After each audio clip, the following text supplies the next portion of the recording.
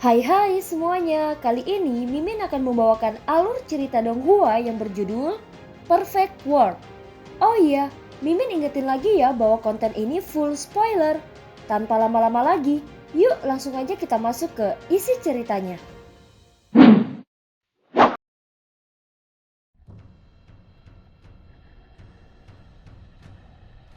Melanjutkan dari cerita sebelumnya. Akhirnya ada orang-orang dari Immortal Mountain yang muncul. Semua orang gemetar hebat karena tekanan dari mereka yang mengerikan. Pada saat ini orang-orang negara api bahkan para ahli dari luar wilayah ini mulai merasa gugup. Itu karena sekte ini biasanya tidak menonjolkan diri. Tetapi begitu mereka mengembangkan konflik dengan orang lain, mereka pasti akan menghadapinya dengan cara yang ganas. Batu kecil itu memang luar biasa. Tetapi sekarang setelah dia memprovokasi gunung abadi, maka jalan masa depannya akan cepat berakhir. Ucap seorang generasi tua dengan lembut menghela nafas. Sekarang siapa yang tidak tahu siapa Si Hao? Siapa yang belum pernah mendengar tentang dia? Jika dia dibiarkan tumbuh, dia akan menjadi makhluk tertinggi sejati tanpa saingan di atas langit atau di bawah bumi. Namun sekarang dia memprovokasi gunung abadi yang sangat melindungi rakyat mereka. Situasinya benar-benar suram. Gunung abadi sangat misterius. Jika mereka benar-benar memutuskan untuk mengerahkan kekuatan mereka pada seseorang, maka bahkan pegunungan Divine Archek akan diratakan. Karena kalian berdua memiliki semacam hubungan dengannya, mengapa kamu tidak datang juga? Ucap orang parubaya itu memandangi burung merah besar dan singa berkepala 9. Hei, kamu datang dari tempat bodoh macam apa? Siapa kamu? Kalian bertingkah seperti cucu kedua Raja Surga. Apakah kamu pikir kamu dapat melakukan apapun yang kamu inginkan? Kakek ini tidak takut padamu. Ucap burung merah besar itu dengan sangat tajam. Apakah kamu tidak mendengar kata-kata yang baru saja aku katakan? Ucap pria parubaya itu dengan sangat dingin. Hahaha, aku tidak takut padamu. Ucap burung merah besar itu menantang. Ketika individu setengah baya mengangkat tangannya seberkas cahaya simbol perak terbang, menghasilkan suara gemuruh saat melesat di udara. Semua orang terkagum. Ini hanyalah serangan biasa tetapi sudah begitu kuat. Raja tingkat, ucap seseorang berkata pelan. Burung merah besar benar-benar seperti burung gagak. Dia berteriak keras dan mengepakkan sayapnya. Wajahnya memiliki ekspresi yang agak tidak menyenangkan. Dia tidak berani bertarung melawan sosok tingkat ini, karena dia pasti akan mati. Raja Singa, sekarang giliranmu. Ia bersembunyi di belakang punggung singa berkepala 9. Cahaya simbol perak berlari cepat dan memukul singa berkepala 9 di atas panggung. Ia ingin menyatukan singa dan burung merah besar. Raungan singa terdengar gemuruh. Seketika gelombang keemasan melonjak ke langit. 9 kepala meludahkan 9 simbol emas yang terkondensasi untuk membentuk formasi pembunuhan. Simbol cahaya memenuhi udara dan pola-pola terjalin untuk membentuk hujan cahaya yang menyilaukan. Seluruh tubuh singa berkepala 9 bersinar. Itu dikirim terbang oleh kekuatan yang luar biasa dan hampir jatuh dari panggung. Hanya singa muda, namun kamu berani bertindak begitu kejam di depanku. Menangkapmu dan membuatmu menjadi tunggangan sepertinya bukan ide yang terlalu buruk. Ucap pria parubaya itu dengan tenang. Kemudian dia bergerak lagi. Kali ini simbol guntur muncul di telapak tangan kanannya. Semua orang mulai menonton dengan ekspresi yang serius. Makhluk-makhluk wilayah gurun secara alami tidak ingin singa berkepala 9 ditindas oleh orang lain. Teman, tolong jangan begitu cepat mengambil tindakan. Ini adalah pertemuan sosial. Jadi aku meminta kamu tidak menyebabkan konflik besar. Selain itu yang kamu cari bukan keduanya. Ucap seorang tetua berjalan keluar. Ini adalah salah satu paman klan Huoling. Dan jelas bahwa ia diundang oleh Huoling. Dia ingin menghentikan orang-orang ini dan menyelamatkan singa emas dari penindasan. Ini adalah masalah gunung abadi. Anda tidak perlu terlibat. Ekspresi individu parubaya itu dingin ketika dia berbicara. Ketika ahli negara api mendengar apa yang dikatakan, dia merasa sedikit kemarahan di dalam hatinya. Tidak peduli bagaimana kamu melihatnya. Ini masih negara api. Namun individu setengah baya masih bertindak begitu mendominasi. Hahaha, saudara, silakan duduk dan mengobrol sebentar. Tidak perlu bagi kamu untuk bertengkar dengan generasi muda, ucap sesepuh klan api. Bagaimana jika aku menolak? Ucap pria parubaya Gunung Immortal berbicara dengan dingin. Dia tampaknya tidak ingin memberi wajah yang lebih tua kepada para sesepuh bangsa api.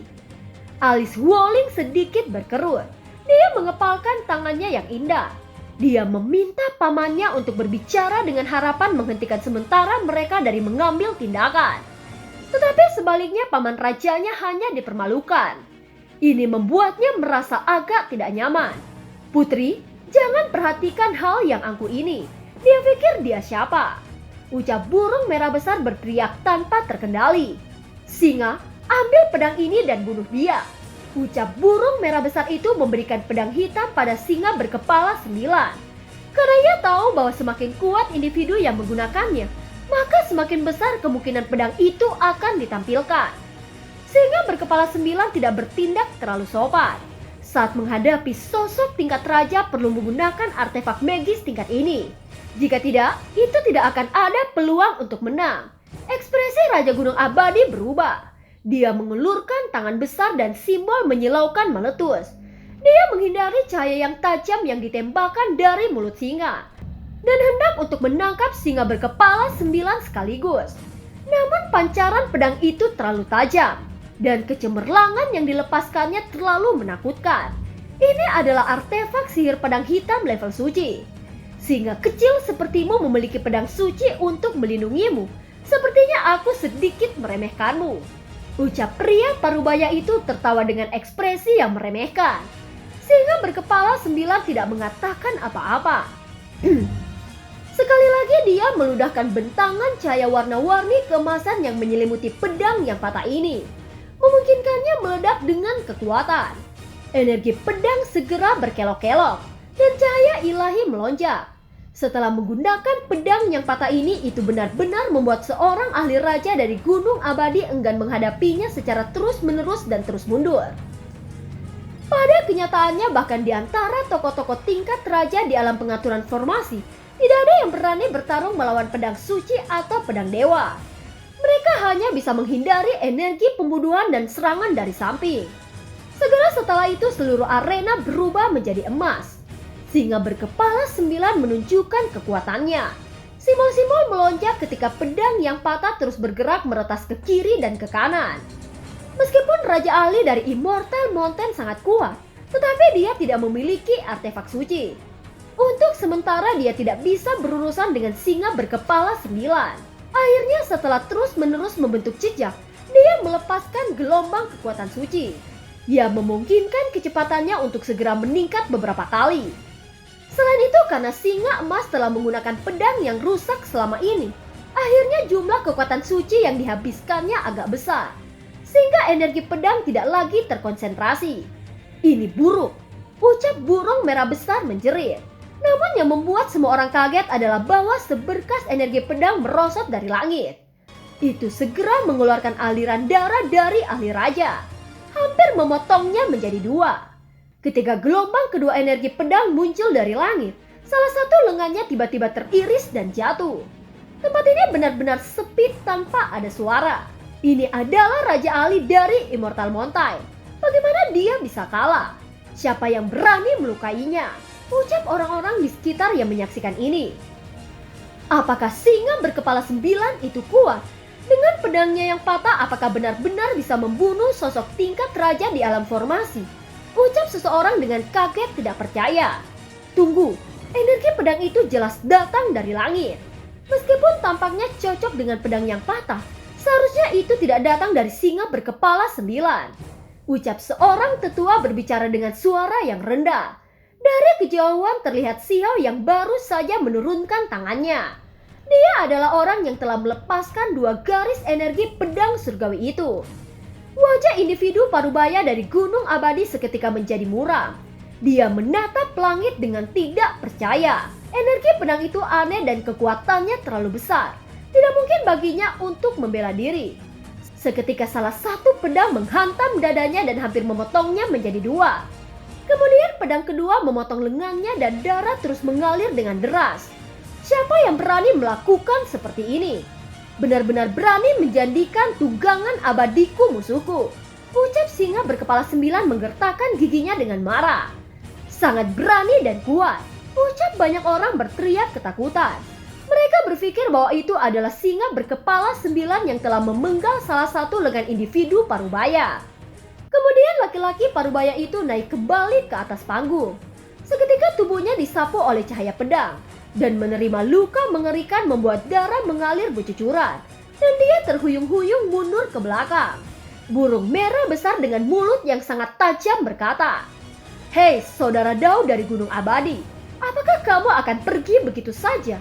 Bukankah baru saja kamu bertingkah seperti cucu kedua Raja Surga?" Seketika orang Parubaya itu menatap tajam padanya.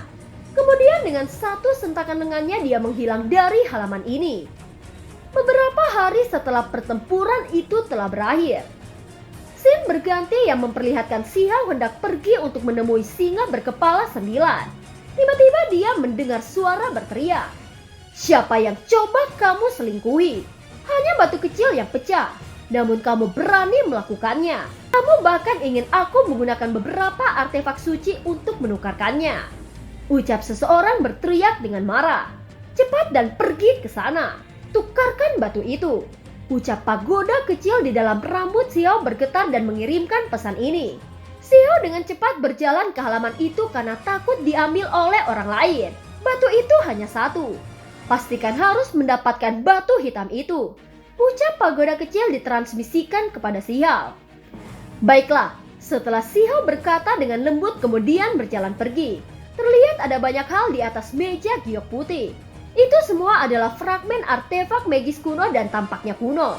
Xiao mengambil batu hitam ini, dan ketika dia melakukannya dia merasa sedikit panas. Setelah memeriksanya dengan hati-hati, dia tidak melihat sesuatu yang unik tentang itu.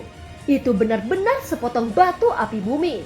Tiba-tiba penjual tua itu segera tampak penuh bersemangat dan bertanya, "Adik ini memiliki mata yang bagus. Pernahkah kamu melihat bahwa ini adalah bahan surgawi dari luar wilayah ini? Ini adalah barang yang bagus. Tidak perlu bagi kamu untuk bertukar dengan artefak suci. Hanya pengaturan formasi dalam artefak magis sudah cukup," ucap penjual tua itu menawarkan. "Kapan harga batu api bumi naik? Kenapa aku tidak pernah mendengarnya?" tanya Xiao. Kemudian Xiao diam-diam menggunakan mata murid ganda untuk memeriksanya, dan ekspresinya segera menjadi tercengang. Di bagian tengah dari batu api tanah ini berwarna merah dan hampir membakar matanya.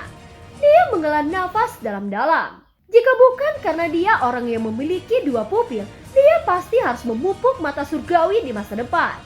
Kalau tidak, dia akan benar-benar kehilangan banyak hal baik. "Ini adalah mutiara berharga dari Laut Utara. Aku akan menukarnya dengan batu api tanah ini." "Itu sudah cukup bukan?" ucap Xiao sambil mengeluarkan mutiara. "Hahaha, kurasa aku harus memotong kerugianku," ucap penjual tua itu tersenyum licik. Mutiara ini jauh melampaui harga batu api bumi. Dia cepat menerimanya dan menyerahkan batu api ke Xiao. "Apakah ini benar-benar batu api?" ucap Xiao bertanya pada pagoda kecil itu. "Benar, ini benar-benar batu api yang diretas oleh seseorang. Selain itu ini adalah matahari ilahi tingkat atas," ucap pagoda itu menjawab. Ketika Xiao mendengar ini dia terguncang dalam hati. Betapa mengejutkannya kekuatan seseorang untuk menghancurkan batu api. Dia memegang batu hitam di tangannya dan memperlihatkan bahwa ada beberapa tanda di permukaannya. "Jangan melahapnya dulu. Biarkan aku mempelajarinya selama beberapa hari," ucap Xiao. Tiba-tiba beberapa anak muda menghentikan langkah mereka dan mengungkapkan ekspresi terkejut. "Mungkinkah dia batu kecil?" ucap salah satu perempuan berteriak kaget. "Apa? Batu kecil dari dua pertarungan dua batu muncul?" Ketika kalimat ini diucapkan, gelombang besar muncul di dalam istana. Banyak orang terkejut dan cepat bergegas untuk melihatnya. Beberapa ahli muda dari Black Cloud Rage kali ini mengundang seorang tetua. "Apakah dia orangnya?" ucap tetua bertanya. "Ya, itu adalah dia.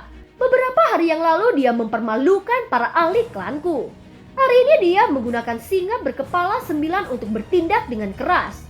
Ucap seorang anak muda berbicara sambil memiliki kilatan ganas di matanya. Tetua tidak mengatakan sepatah kata pun dan mengulurkan tangan besar ke Sihal. Oks barbarik merah berapi turun dari langit sambil membawa cahaya berapi tanpa henti. Dia memelototi Sihal seperti harimau yang menonton mangsanya. Ketika dihadapkan dengan tindakan tokoh tingkat raja ini, Sihal hanya terdiam. Nada suaranya sangat mendominasi. Tetua dari Black Cloth Rage menjadi sangat marah.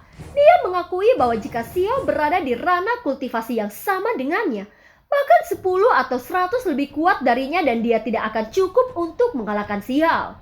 Namun melihat pemuda ini, dia jelas tidak memiliki simbol formation arrangement realm yang berfluktuasi di sekitarnya. Akibatnya dia dengan paksa menekan ke bawah dengan tangan besar. Sihal menampar dengan tangannya dan langsung bertabrakan dengan tangan besar itu. Seketika semua orang menjadi tercengang. Seorang tokoh tingkat raja bertindak dengan cara yang sombong. Namun pada akhirnya satu gerakan menghancurkan lengannya. Ini benar-benar mengejutkan. Mungkinkah pemuda ini benar-benar batu kecil? Ini pasti batu kecil. Sudah dikonfirmasi, ucap orang-orang di sekitarnya. Kemudian Sihal mengungkapkan penampilan sejatinya. Dia berdiri di sana tanpa rasa takut saat menghadapi makhluk-makhluk dari luar wilayah ini. Itu adalah dia, ucap seorang berteriak dengan takjub.